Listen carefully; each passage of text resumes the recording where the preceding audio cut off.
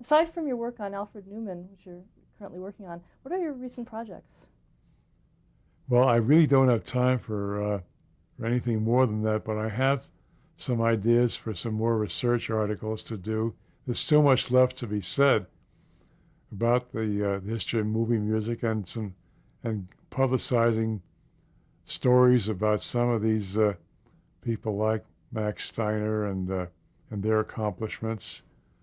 Just mainly articles, maybe even analyses, along the lines of my analysis of Psycho. And as I think I have lectured for various clubs, film music societies like the Society of Composers and Lyricists, and also for classes at USC and elsewhere, even here in Santa Fe. And what I've done is done analyses of classic scores. I think I'd like to continue that. I've done lectures on King Kong, Steiner's score, The Adventures of Robin Hood, the Korngold score, and some other classic films. I think I sort of like to spread the gospel to film students and to film music students about what to look for and how to compose, not that they have to compose the same way that Korngold did, but using some of the ideas about what kind of music fits a dramatic situation. So much of the music that you hear today, by the way, may not be the composer's fault entirely. It's just music that just hangs in there. It's like Bernard Herrmann would describe it as wallpaper music. It doesn't seem to have any relation to the emotions or the dramatic situations. They've gotten away from that, but I think there's a lot to be learned from the way these old masters did. So I think that I'd like to continue that, writing articles and lecturing on these classic film scores. I would like to analyze some of, present analyses of the scores like Jerry Goldsmith's, some great scores of his, or some of the John Williams scores, or other films. I think there's a lot to be learned from not only film music students, composers, but film students themselves, who, when they turn into directors or producers, are going to have to know something about music, so they know how to handle it. Excuse me. Do you think that television music deserves the same amount of study? Well, again, it depends on the type of shows. There's so many different kinds. I think I did mention the encouraging fact that HBO and some of the other channels are making movies for TV, and therefore the problems that the composer has are exactly the same as they would be for feature films. And I suppose that some of these films, these composers then will graduate to feature films. But as far as, let's say, the kind of things that I was doing in the 50s, like Gunsmoke and Twilight Zone, they're not really making pictures like that anymore. So I don't know whether there's anything to be learned from them. Yeah, you can. I think I don't know if I mentioned I have done. I've presented lecture demonstrations of one of my scores, one of the Star Trek scores, the episode called "Who Mourns for Adonais." But that, in essence, was done just like a feature film, except that it's only an hour instead of 90 minutes or whatever, or 2 hours. So the technique is more or less the same, but outside of that, I don't think there's anything that I can think of now. It merits the same kind of serious analysis for an up-and-coming student. What advice would you give to an aspiring television composer? Well, the best thing to do is listen to as much music as you can, good, bad, and indifferent. It's the way all of us learn. And if you're lucky enough to get into a good film scoring course like the one at USC, which is probably the best one in the country, if you can afford it, of course, there's a lot to be learned there because they'll take you into scoring sessions and let you see what's going on. But I think the main thing to do is listen to as many scores as you can, study films of every generation, what they're doing today, what they did in the 30s, the 50s, and so on, and absorb, all of it, discard what you don't want, and learn from what you do like. Because it's been, as I said, that film music is the one unique, new 20th century musical art that sprang out. There's nothing like it. No new musical art has come along ever since, opera in the 17th century. Movie music is. And so it deserves a whole serious approach and study. Well, thank you so much for sharing your story with me. Oh, it's been a great pleasure, and I hope some of my stories will help elucidate and educate some of the up-and-coming composers. Just hang in there. Thank you. There, you want to slide that first door open?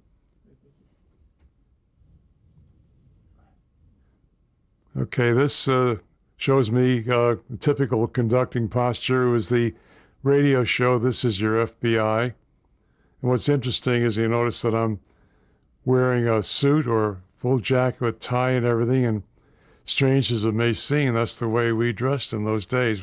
We're talking about, 1945 or so?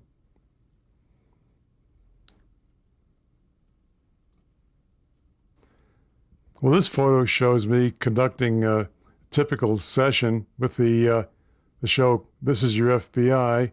As you can see, we're sort of behind a curtain, so there's a certain amount of isolation between the orchestra and the actors who are on the other side. Everything was 100% live, and it had to be done right the first time, or else.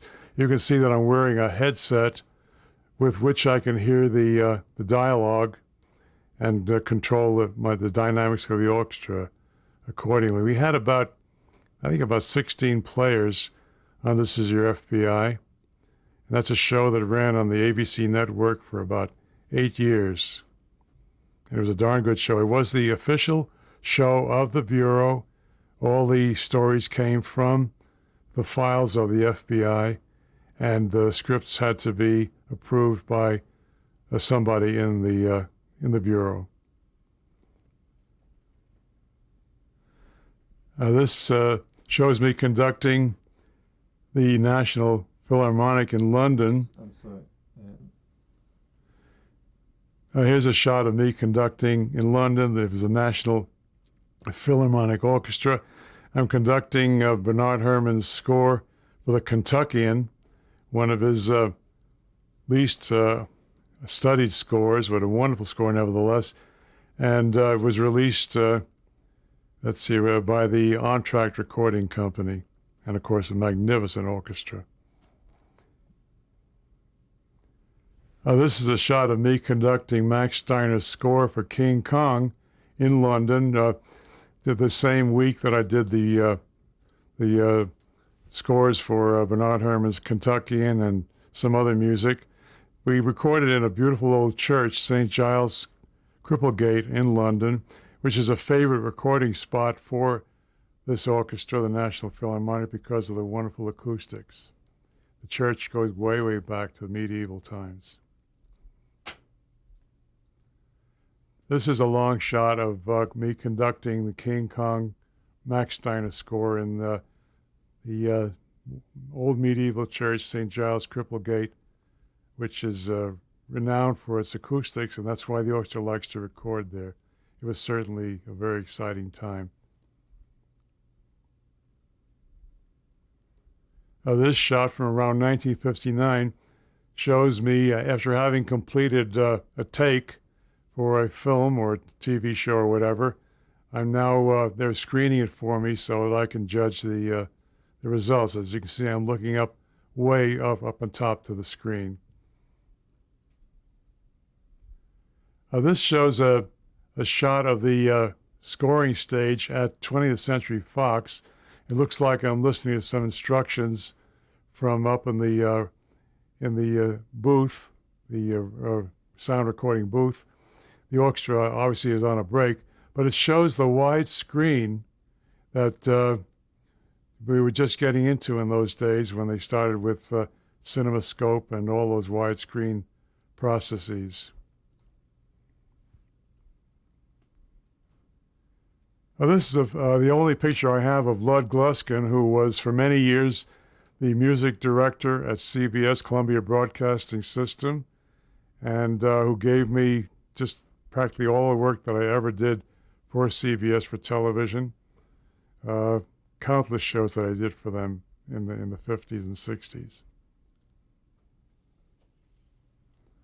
This looks like a picture taken at home when I was still doing the FBI show. Sort of a guy, we guess, mid-50s. It shows me and my wife Shirley at a musical moment at home, and our little daughter Jillian watching. She is still a music lover to this date. And if you can see up along the mantle, there's some model trains that I had made. I was always a train lover, just like Dvorak. Anyway, yeah, Shirley is a violinist, as you can see. We used to enjoy duets together very much.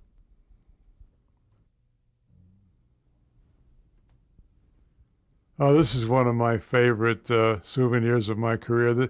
It shows Alfred Newman's sketch for a scene in the film The Greatest Story Ever Told.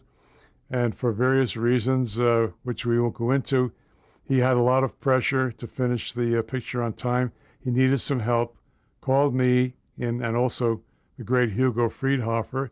Needless to say, I was very flattered that he should call me, of all people, the great Alfred Newman, to call me to help him. But you can see me taking notes in the corner, and seated at the piano is Alfred Newman with his perpetual cigarette in his mouth, and it's a wonderful memory of my association with him.